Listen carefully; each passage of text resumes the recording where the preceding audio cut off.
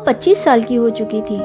ऐसा नहीं था कि रिश्तों की कमी थी, खूबसूरत इतनी थी हया कि हर कोई चाहता था उसे अपना साथी बनाना। जैसा नाम था उसका वैसे ही हया भी रखती थी आंखों में। लेकिन वो कैसे माँ बाप थे उसके, जो हर आने वाले अच्छे रिश्तों में कोई ना कोई कमी निकाल के रिश्ता लौटा दिया करते थे। हया के और भी छोटे भाई बहन थे, जिनमें 20 साल का भाई ध्रुव और 18 साल की बहन सुमी थी। हया को माता पिता ने शायद इसीलिए ही पढ़ाया था कि वो नौकरी करके अपने घर में पैसों की मदद कर सके, और हया ने उनकी एक ख्वाहिश पूरी भी की। एक कंपनी में बहुत ही अच्छी पोस्ट पे नौकरी किया करती थी और तनख्वाह भी अच्छी कमाया करती थी। कभी कोई बुक तो कभी कोई काम से ध्रुव का एक दोस्त अक्सर घर आया करता था, जिसका नाम जीत था, जो हया को देखा करता था। उसे उसकी सादगी अच्छी लगती थी। अपने कामों में उलझी सी हया उसे बड़ी प्यारी लगती थी। वो उसके घर से कुछ दूरी पे ही रहा करता था।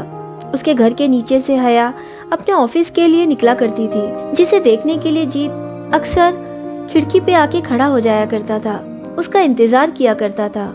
वो 20 साल का काफी हैंडसम था, पढ़ाई में भी काफी अच्छा था। कॉलेज में आने वाली लड़कियां भी उसे बहुत पसंद करती थी। उसने बहुत सी लड़कियों से दोस्ती भी कर रखी थी, और जेनी नाम की एक उसकी गर्लफ्रेंड भी थी। उसे चलते फिरते उठते बैठते हया ही ख्यालों में आने लगी थी। ये कैसी कशिश थी वो खुद नहीं जानता था। वो समझता था शायद हया बहुत ज्यादा खूबसूरत है, इसीलिए वो उसे देखने के लिए बेताब रहता है। लेकिन ये पसंद कुछ अलग थी। कुछ ऐसा खिंचाव था कि वो ये भी भूल गया था कि हया उससे लगभग 5 साल बड़ी थी। जिस ऑफिस में हया काम किया करती थी, वहाँ शौर्य नाम का एक लड़का उसे पसंद करता था, और उसने अपने माता पिता के साथ घर आके हया का हाथ भी मांगा था। लेकिन हया की माँ ने ये कह के रिश्ता लौटा दिया कि वो उससे नीची पोस्ट पे है और सिर्फ 18,000 महीने कमाता है। इसी तरह और वक्त बीत गया। हया 30 साल की हो गई। लोग उसके माँ बाप को ताना देने लगे, तो वो लोगों को बोलने लगे, हम क्या करें, हमारी बेटी हर लड़के में नुक्स निकालने लगती है, उसे हीरो जैसा पति चाहिए, ख्वाब भी काफी बड़े हैं, बंगला गाड़ी होगा लड़के के पास तभी शादी करेगी, ऐसा बोलती है। लोग हया को बड़ी घमंडी समझने लगे, पीछे तरह तरह की बातें करने लगे। ये सारी बातें हया को भी पता थी।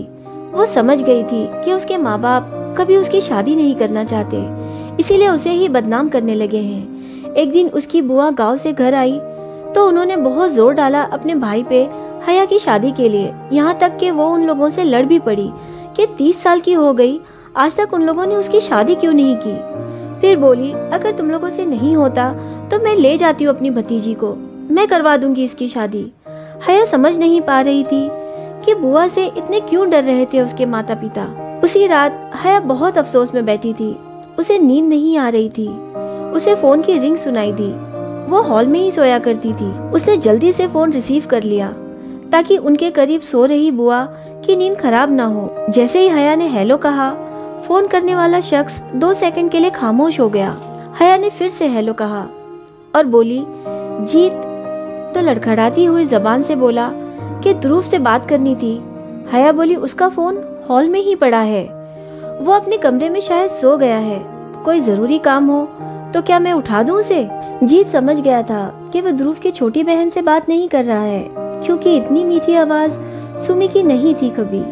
उसका दिल काबू में नहीं था। जब हया ने कहा, मैं ध्रुव की बड़ी बहन हया बोल रही हूँ, तो जीत ने कहा, कल इंटरव्यू पे जाना था हम दोनों को, मैं काफी नर्वस हूँ इसीलिए उसे फोन किया था। हया ने उसे समझाया, डरोगे तो कभी पास नहीं हो पाओगे, हर सवाल का जवाब सही सही देना और कॉन्फिडेंस रखना कि तुम्हें ही ये जॉब मिलेगी और तुम परफेक्ट हो इस जॉब के लिए।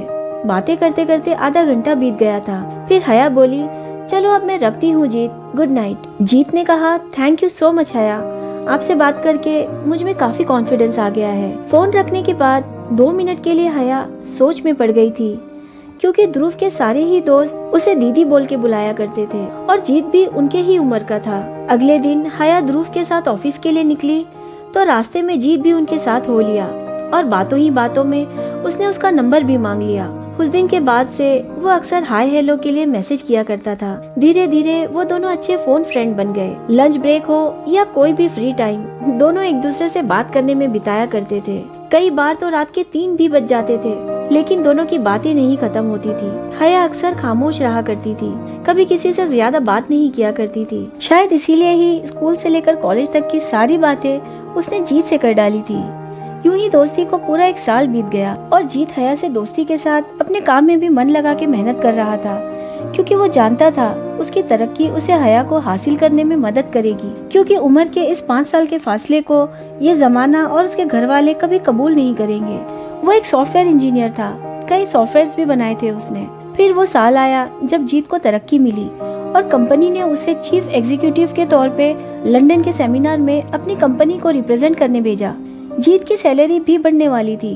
वो चाहता था कि हया को अपनी फीलिंग्स के बारे में जाने से पहले बता दे। हया उसकी पहली मोहब्बत थी, उसने उसे हासिल करने के लिए ही इतनी मेहनत की थी। बेहद खुश था वो अपनी मोहब्बत का इजहार करने के लिए, लेकिन डरा हुआ भी था, ये सोच के कि कहीं हया उम्र के इस फासले की वजह से उसका प्यार ठुकरा न दे। उसने हिम्मत करके रोज की तरह रात 12 बजे फोन किया, जब दोनों घर में सबके सो जाने के बाद बातें किया करते थे। जीत ने कहा, हया मैं तुमसे कुछ कहना चाहता हूँ। हया काफी उदास थी, अपने ही ख्यालों में खोई हुई थी। घर में चल रहे उसकी शादी की बात से वो नाखुश थी। वो अपना दुख जीत को बताना चाहती थी, लेकिन दोनों की बात उनके मन में ही रह गई। जीत के पापा उसके कमरे में आ गए उससे बात करने के लिए। फिर उनके जाने के बाद जब जीत ने हया को फोन लगाया, तब ध्रुव ने फोन उठा लिया और उससे गुस्से में पूछने लगा, इतनी रात को उसने दीदी को फोन क्यों किया। जीत थोड़ा हिचकिचा गया और बोला, ध्रुव वो ऐसे ही मैंने कॉल किया था, तेरा फोन नहीं लग रहा था इसीलिए। फिर ध्रुव ने कहा, बस कर, मैंने दीदी की कॉल लिस्ट चेक की है, सबसे ज्यादा तेरे ही नंबर से फोन आए और गए हैं। चल क्या रहा है तुम दोनों के बीच? आज के बाद तो दीदी को फोन नहीं करना, नहीं तो मुझसे बुरा कोई नहीं होगा। वो रात हया के लिए कहर थी। उसकी माँ ने तो गालियाँ दी ही, छोटे भाई बहन ने भी बहुत जलील किया उसे। हया कहती रही कि जीत सिर्फ उसका एक अच्छा दोस्त है, लेकिन किसी ने उसकी नहीं मानी। फिर उसके पापा बोले, कल ही चंद्र से बात करके जल्द से जल्द इसकी शादी करा दो। बोली, प्लीज मेरी शादी उससे मत कराओ, मैं तो उन्हें अंकल बोलती हूँ। और जब वो बार बार इनकार करती रही शादी के लिए, तब उसकी माँ और भाई ने बैल से उसे इस कदर पीटा कि उसकी पीठ से खून आ गया। चंद्र हया के पापा का दोस्त था, जो तलाकशुदा था और 2 बच्चों का बाप था, जिसकी उम्र 50 थी और हया सिर्फ 33 सालों की। वो मानने को तैयार न हुई तो उसे कमरे में बंद कर दिया सबने। वहाँ जीत पूरी कोशिश कर रहा था सेमिनार में ध्यान लगाने का, और दूसरी कंपनी के साथ मीटिंग भी उसने बड़ी मुश्किल से पूरी की। उसके मन में सिर्फ हया का ख्याल था। उसे डर लग रहा था कि कहीं ध्रुव और उसके घर वाले हया पे गुस्सा न कर रहे हों। जब जीत लंदन से लौटा तो उसने हया को कई बार फोन लगाया, लेकिन उसका फोन बंद आ रहा था। वो बड़ा बेबस समझ रहा था खुद को। उसने कई बार सोचा कि हया के घर चले जाए, लेकिन न जाने क्या सोच के वो खुद को रोक ले रहा था। उस रात उसे नींद नहीं आ रही थी। वो अपनी खिड़की पे खड़ा हया को याद कर रहा था। उसने काफी दिनों से उसकी आवाज भी नहीं सुनी थी। वो तड़प रहा था। उसने पिछले 3 सालों में हया से बात किए बगैर कभी सोया न था। अपनी उस सोच में डूबे जीत की नजर उसके घर के नीचे से तेज कदमों से गुजरती हुई लड़की की तरफ गई। काले शलवार सूट में वो लड़की उसे हया जैसी नजर आई तो उसने गौर से देखने की कोशिश की, लेकिन वो लड़की जल्दी में उस रिक्शे में बैठ के चली गई। रात काफी गहरी थी, करीब 2 बज रहे थे। उसका दिल नहीं माना। उसका दिल ना चाहते हुए भी उस लड़की को देखना चाहता था, जैसे कोई डोर उसे खींच रही थी। उसने अपनी बाइक की चाबियां ली और उस रिक्शा के पीछे जाने के लिए निकल गया, लेकिन रिक्शा काफी आगे जा चुका था। फिर भी वो उसी तरफ चला गया जिस तरफ रिक्शा गया था। काफी दूर जाने पे उसने देखा रिक्शा वाला उसी लड़की को बातें सुना रहा है। उसकी चीखने की आवाज से कुछ और भी रिक्शे वाले वहाँ आ गए थे और उस लड़की को छेड़ भी रहे थे, गंदी बातें भी कर रहे थे। वो सब उसे बुरी लड़की समझ के उसकी कीमत पूछ रहे थे। जब जीत ने करीब जाके देखा तो रोती हुई हया को देख के उन सब लोगों को बातें सुनाई। इस बात पे रिक्शे वाले ने उससे पूछा कि ये तेरी कौन है। जीत के पास कोई जवाब नहीं था। उसने पूछा, बात क्या हुई है, इस लड़की को इतनी बातें क्यों सुना रहा है तू? तो उसने बताया, ये आके मेरे रिक्शे में बैठ गई और बोली बस डेपो तक छोड़ दो। यहाँ आने के बाद बोलती है मेरे पास पैसे नहीं है। जीत ने अपना पर्स निकाला और उसे कुछ पैसे ज्यादा देके बोला, हर लड़की आवारा नहीं होती। फिर उसने हया को रोड के किनारे लाके पूछा, इतनी रात को कहाँ जा रही है? तो हया ने कहा, प्लीज मुझे कुछ पैसे दे दो, बाद में चुका दूंगी। वो कुछ बोलने को तैयार ही नहीं थी। बस चुप खड़ी रोए जा रही थी। इतने में जीत की नजर उसके माथे पे गई जहाँ चोट के निशान थे। उसने उसके सर पे से दुपट्टा हटाया। वो पहली बार थी जब जीत ने हया को छुआ था। वो उसे पसंद करने से ज्यादा उसकी इज्जत करता था, लेकिन उस वक्त वो चोट के निशान देख के वो बेकाबू हो गया था। उसने उसका दुपट्टा और हटाया तो उसके गर्दन पे, चेहरे पे सिगरेट के चटके के निशान थे। उसका हाथ पट्टों की मार से नीला पड़ा था। जीत की आंखों में आंसू आ गए। बोला, ये सब किसने किया? लेकिन वो चुप थी। फिर जीत ने उसे अपनी कसम दी तो वो रोने लगी। फिर उसने अपनी सारी आपबीती बताई और ये भी कहा कि चंद्रा अंकल ने मेरे माँ पापा से कहा है कि मैं जिंदगी भर अपनी सैलरी अपने घर में दे सकती हूँ, और ऊपर से वो उन लोगों को 10 लाख भी देने को तैयार है। मैं नहीं जानती थी चंद्र मुझ पे इतनी बुरी नजर रखता है। जीत ने कहा, मुझे समझ नहीं आता तुम्हारे माँ बाप ऐसे क्यों कर रहे हैं। आखिर उन्होंने तुम्हें पैदा किया है। चलो जाने दो, हम बाद में बात करते हैं उस बारे में। तुम्हें कहाँ जाना है मैं छोड़ देता हूँ। हया ने बताया कि वो घर से भाग के आई है। अगर वो उसका साथ देगा तो वो भी मुश्किल में पड़ सकता है। जीत ने कोई जवाब दिए बिना अपनी बाइक स्टार्ट करके बोला, बैठो और बताओ कहाँ जाना है। कुछ देर हया चुप रही। फिर उसकी बाइक पे बैठ के उसने अपनी बुआ का गांव का पता बताया, लेकिन रास्ता दोनों को ही नहीं मालूम था। फिर भी जैसे तैसे इससे उससे पूछ के वो दोनों बुआ के घर पहुँचे, जो कि बहुत ही छोटा सा टीन की छत से बना हुआ छोटा सा मकान था। हया ने अपनी बुआ को सारी आपबीती बताई तो वो आग बबूला हो गई और हया को गले लगा के रोने लगी। हया सुकून से उस रात सोने की कोशिश कर रही थी कि उसे जीत का ख्याल आ गया। उसने जिस तरह उसका दर्द महसूस किया, उसकी वो आंखें याद आ गईं, जिनमें उसके चोट के दर्द के आंसू थे। ठंड ज्यादा थी, इसीलिए हया ने सोचा बाहर सो रहे जीत को कंबल दे आए, और जब वो कंबल उसे उड़ाने चली तो जीत ने आंखें खोल दी और उठ के बैठ गया। उसने कहा, हया मैं तुमसे कुछ कहना चाहता हूँ। हया ने कहा, हाँ कहो ना जीत, क्या बात है? जीत ने कहा, मैं तुमसे बेहद मोहब्बत करता हूँ और तुमसे शादी भी करना चाहता हूँ। मैं लंदन जाने से पहले तुम्हें बताना चाहता था, लेकिन ध्रुव ने फोन उठा लिया। हया ने कहा, क्या तुम पागल हो गए हो?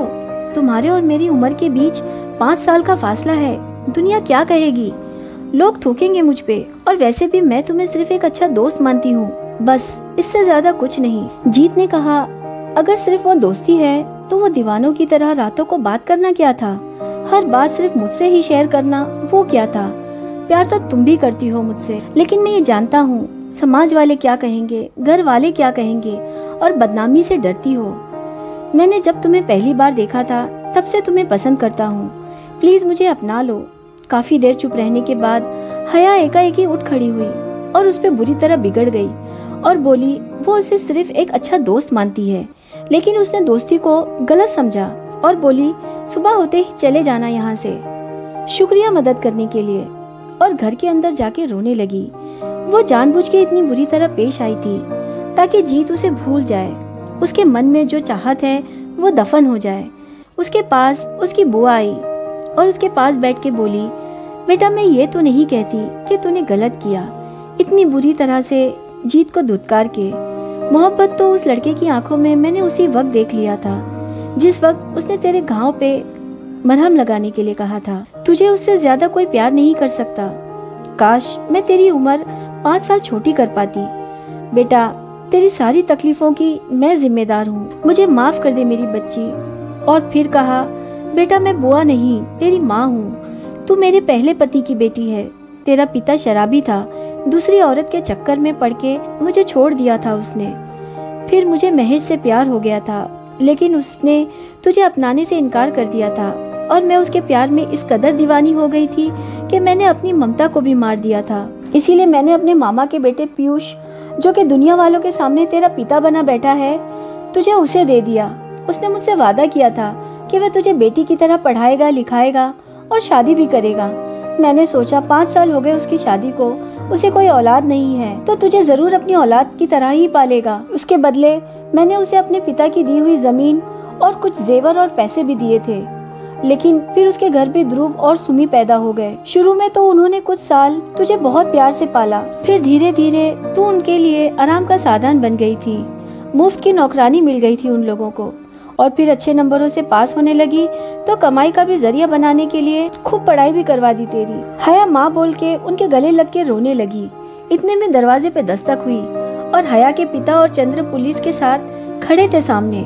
उन लोगों ने हया पे इल्जाम लगाया था कि वो घर से 10 लाख लेके भागी है। हया ने रोते हुए कहा, झूठ बोल रहे हैं ये लोग, मैंने कोई चोरी नहीं की। लेकिन पुलिस ने उसकी कोई नहीं सुनी तो बुआ ने हया की पीठ और उसके चेहरे के जख्म दिखाए और कहा, ये लोग जुल्म कर रहे थे इस बच्ची पे, इस चंद्र से जबरदस्ती इसकी शादी करवा रहे थे, इसके बदले 10 लाख देने का वादा किया था चंद्र ने। तो चंद्र घबरा गया और सारा सच बता दिया उसने, और ये भी बताया कि 10 लाख ये पीयूष पहले ही ले चुका है। अब जब हया राजी नहीं हुई तो मेरे पैसे वापस लौटाने के बदले मुझे अपने गुनाह में शामिल कर लिया इसने। फिर पुलिस ने पीयूष और चंद्र को मारते हुए अपने साथ ले गई। आज तक हया को माँ का नाम तो जरूर मिला था, लेकिन ममता का मतलब उसे अपनी असली माँ के साथ रह के ही पता चला था। जिंदगी सुकून से गुजर रही थी, लेकिन जीत की कमी हया को खल रही थी। मोहब्बत तो शायद उसे भी थी, इसीलिए कई दिनों तक जीत का फोन न रिसीव करने पे भी मोबाइल में उसका मैसेज आने का इंतजार किया करती थी। फिर जीत का फोन और मैसेज दोनों आना बंद हो गए। 1 महीना गुजर गया था। रोने के सिवा उसके पास कोई दूसरा रास्ता नहीं था। उसकी माँ ने उसे कहा कि अच्छा लड़का ढूंढ के वो उसकी शादी कर देना चाहती है, लेकिन हया ने इनकार कर दिया। बोली, माँ मुझे जीत बहुत याद आता है, बहुत मुश्किल है उसे भूल पाना। माँ ने कहा, भूलना तो पड़ेगा और तुझे जिंदगी के साथ चलने के लिए आगे भी बढ़ना पड़ेगा। हया खामोश थी, बेबस थी, समाज के रीति रिवाज के आगे मजबूर थी। वो जानती थी 5 साल के इस फासले को जमाना तानों से भर देगा। वो इज्जत से जीना चाहती थी।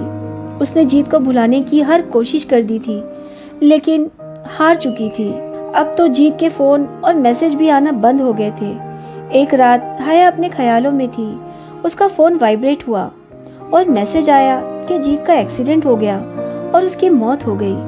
हया जोर से जीत का नाम लेके चीखती हुई रोते हुए दरवाजा खोल के भागने लगी जीत के पास जाने के लिए। रास्ते में एक लड़के ने उसे पकड़ लिया और कहा, कहाँ भागी जा रही हो? वो पागल हो रही थी। उसने उस लड़के से कहा, छोड़ो मुझे, मेरे जीत का एक्सीडेंट हो गया है, मुझे जाने दो। वो लड़के ने जब उसे नहीं छोड़ा तो वो उससे अपने आप को खुद छुड़ाने लगी। तब उसकी नजर उसके चेहरे पे गई। उस बड़ी हुई दाढ़ी के पीछे जीत का चेहरा था। उसके बाल भी बढ़ गए थे, पहचानना भी मुश्किल था। हया के गम में इस कदर बुरी हालत हो गई थी उसकी। गौर से देखने के बाद हया ने कहा, जीत तुम ठीक हो? उसने उसके हाथों को छुआ और कहा, हाँ तुम तो ठीक हो। फिर किसने मुझसे ऐसा भद्दा मजाक किया है? उसने जमीन पे गिरा अपना मोबाइल उठा के चेक किया तो वो जीत का ही नंबर था जिससे मैसेज आया था। गुस्से में उसने जीत को खूब थप्पड़ लगाए। जीत बस उसे खड़ा देखता रहा, उफ तक नहीं किया उसने। हया खुद थक गई मारते मारते। तब जीत बोला, अगर मुझसे मोहब्बत नहीं है तो ये गुस्सा, ये तड़प क्यों है हया? अगर सिर्फ इसीलिए तुम मुझे नहीं अपना रही हो क्योंकि तुम 5 साल बड़ी हो, जमाने से डरती हो, तो हम बहुत दूर चले जाएंगे हया। मैं अब किसी और का नहीं हो पाऊंगा। अगर आज तुमने अपना हाथ मेरे हाथ में नहीं दिया तो मैं कभी लौट के नहीं आऊंगा दोबारा। जीत ने अपना हाथ बढ़ाया, लेकिन हया ने अपना हाथ नहीं दिया उसके हाथ में। तो जीत ने अलविदा बोल के चला गया और हया मुंह फेरे खड़ी रही। जब जीत के कदमों की आवाज आना बंद हो गई तब वो पलट के काफी देर उस रास्ते की तरफ देखने लगी और अपने बहते हुए आंसुओं को पोंछने लगी। पेड़ के पीछे से आवाज आई, मैं अब भी यही हूँ हया, और मुझे पता है तुम मेरे साथ जरूर चलोगी। फिर उसकी माँ उसके पास आ गई और बोली, बेटा चली जा, छोड़ दे जमाने के खौफ को। वो दीवाना है और ऐसा दीवाना किस्मत वालों को मिलता है। उसमें एक हौसला आया। उसकी मोहब्बत, उसकी तड़प उसे बेकरार कर रही थी। वो जीत के पास जाना चाहती थी और दौड़ती हुई चली गई।